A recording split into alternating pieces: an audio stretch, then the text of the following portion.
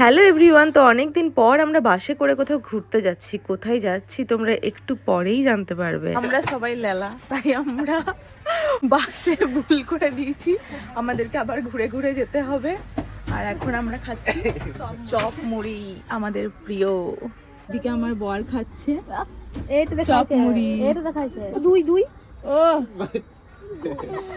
আমার দিদির বাড়িতে মাঘ মাসে কালী পুজো হয়, তো সেই উপলক্ষেই আমরা সবাই মিলে চলে গেছিলাম দিদির বাড়ি, যেটা হচ্ছে আন্দি মুর্শিদাবাদে। আমরা এসে আবার মুড়ি খাবো, আর এখানে আমরা এখন খাবো বালির ব্যাটার দোকানের চপ। আমি অনেক নাম শুনলাম, তো চলো খাই, দেখি কেমন টেস্টি চপ করে। বালির ব্যাটার চপ খাবো, বালির ব্যাটার। কার? বালির ব্যাটার চপ হচ্ছে সেই আন্ধ্রি স্পেশাল চপ, যেটার অনেক সুনাম শুনেছি আমি। চপ তো আমার খুবই প্রিয়, আর এই চপটা খেতে সত্যি ভীষণই টেস্টি। আমি তো প্রতিদিন সবাইকে সাজাই সব সময়, আর আজকে আমার বোনঝি আমাকে সাজিয়ে দিচ্ছে, টিপ পরিয়ে দিয়েছে, এবার বেরুনি করে দিচ্ছে। আর এরপর কি পরাবি? Lip glass.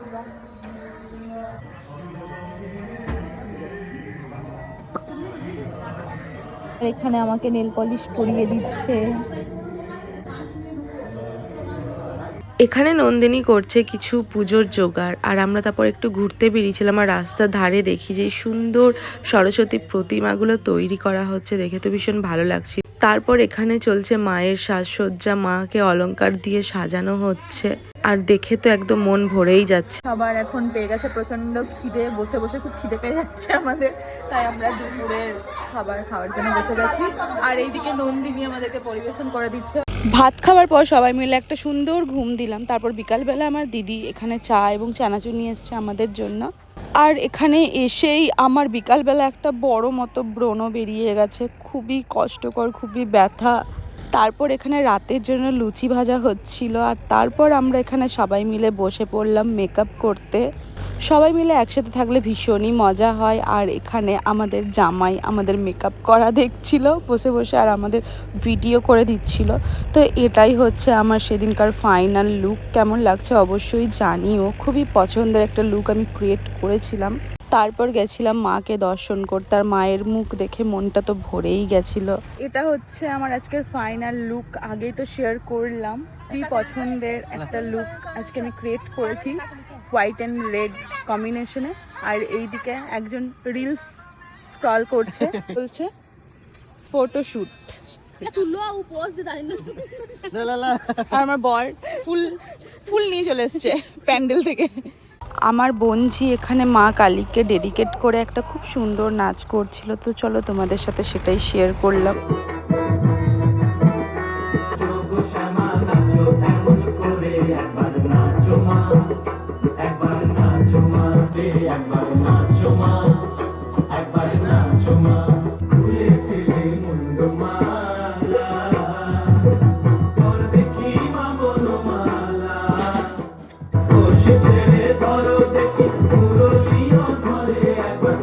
আর আমরা যেখানে থাকবো সেখানে নাচ গান হই হুল্লোড় হবে না, সেটা তো হতে পারে না। তারপর সবাই এখানে মায়ের ঘট ভরার জন্য তোড়জোড় শুরু করে দিয়েছিল, আর সামনের পুকুর থেকেই মায়ের ঘট ভরা হয়েছিল। আর ঘট বসানোর পর এখানে মায়ের পুজোও শুরু হয়ে গেছিল, মোটামুটি 10টা নাগাদ শুরু হয়েছিল এবং মাঝ রাত অবধি পুজো চলেছিল। আমরা একটুক্ষণ বসেছিলাম পুজো দেখার জন্য, পুরো পুজোটা দেখতে পারিনি কারণ অনেকটাই রাত হয়ে গেছিলো। আর পুজোর পরের দিন ভোগ খাওয়ানো হয়, তো এখানে রাত থেকেই সমস্ত তোড়জোড় শুরু হচ্ছিল, কারণ মৎস্যভয় অনেক লোকের খাবারের আয়োজন করা হয়। তারপর আমরা এখানে রাতের খাবার খাওয়ার জন্য বসে পড়েছিলাম। রাতে ছিল লুচি তরকারি, যেটা খেতে ভীষণই ভালো হয়েছিল। আর এইখানে আমার দুটো বর দেখো কেমন ফোনটা ঘাটছে, দেখো এই পুচকেটাকে দেখো একবার, এই ছোট মানুষ হয়ে কিরকম ফোন ঘাটছে, নিজে নিজে পাল্টাচ্ছে। ওই আজকের মতো ভিডিওটা এখানেই শেষ করছি, আবার কালকের ব্লগটা নিয়ে তোমাদের সামনে হাজির হব। এই যে সবাই বিছানা করে শুয়ে পড়েছে, tata, good night, good morning, good night, good night, good night, tata.